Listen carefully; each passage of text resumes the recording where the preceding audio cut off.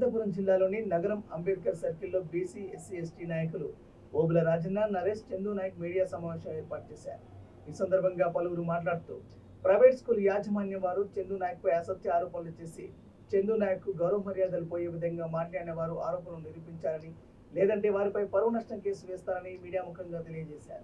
సమాజంలో ఎదుగుతున్న దళిత గిరిజన బిడ్డల మీదే ఈరోజు ఎన్నో అసత్య ప్రచారాలు అలాగే దుర్మార్గమైన చర్యలు తీసుకుంటున్నారు. ఒకసారి ఆలోచించుకోవాలా. సమాజంలో 4వ పిల్లర్గా ఉన్న మీడియా పెట్టుకొని ఈరోజు ప్రైవేట్ హాస్పిటల్లో అలాగే ప్రైవేట్ స్కూల్లో దందా నడుపుతున్నారు. ఒకసారి మీరు గుర్తుపెట్టుకోవాలా. ఈరోజు పబ్లిక్గా చెప్తున్నాం, AP SC ST BC minority JAC తరఫున మేము కూడా ఎస్సీ ఎస్టీ సర్టిఫికేట్ అలాగే పరువు నష్ట దావా వేయడానికి ఈరోజు నైట్ మేము ఫైల్ చేస్తున్నాం. ఈరోజు నైట్కి విజయవాడ బయలుదేరుతున్నాం. ఒకసారి గుర్తుపెట్టుకోవాలా. తీగ లాగితే దొంగ గదులుద్ది మేడం. ఒకసారి ఆలోచించుకోండి. సార్ గారు మీరు కూడా ఈరోజు అసత్య ప్రచారాలు చందు నాయక్ మీద చేసిన అసత్య ప్రచారాలు మీరు వెనక్కి తీసుకోకుంటే AP SC ST BC minority JAC తరఫున మీ అందరికీ హెచ్చరిస్తూ జై భీమ్ జై భారత్.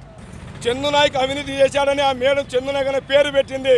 చందు నాయక్ ప్రైవేట్ స్కూల్లో పోయి దందా అని పెట్టి హెడ్ అని పెట్టండి, దానికి పర్లేదు. కానీ చందు నాయక్ పేరును వాడుకొని కుల సంఘాల పేర్లతో దందా అనే పెట్టడం మాత్రం ఇది చాలా బాధాకరమైన విషయం.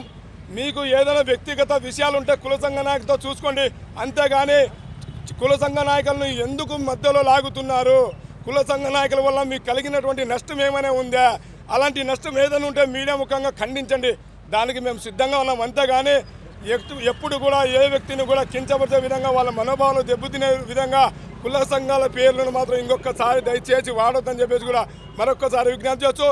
మీరు కాదు కుడదు ఇలాగే మేము కుల సంఘాల పేర్లు వాడతామంటే అన్ని కుల సంఘాలు కలుపుకొని మీకు త్వరలోనే తగిన గుణపాఠం చెప్పే రోజులు కూడా దగ్గరలో ఉన్నాయన్న విషయం కూడా ఇవాళ గుర్తుపెట్టుకోవాల్సిన అవసరం ఎంతైనా ఉందని చెప్పేసి కూడా నేను అనంతరెడ్డి గారికి మీడియా ద్వారా తెలియజేస్తున్నాను.